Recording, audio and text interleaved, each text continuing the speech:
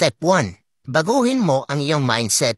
Karamihan sa mga tao ay mayroong plano na makapag-ipon ng maraming pera. Pero ang problema ay unwilling sila na baguhin muna ang kanilang sarili. Gusto nilang makapag-ipon pero ang kanilang ugali at spending habits ay katulad pa rin ng dati.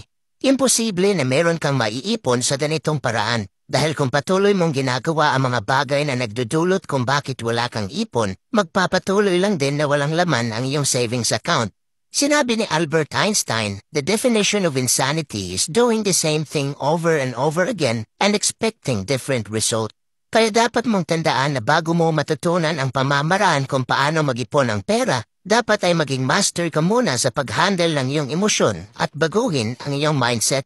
Ito talaga ang madalas na kaaway ng karamihan. Nagiging biktima sila sa sariling emosyon at hindi makagawa ng mga mabuting desisyon. Kinalimutan na nila na dapat ay iiponin muna ang 10 to 30% ng kanilang income bago gagastos at sumasabay na lang sa kung ano ang ginagawa ng karamihan at wala na rin silang awareness kung saan napupunta ang kanilang pera.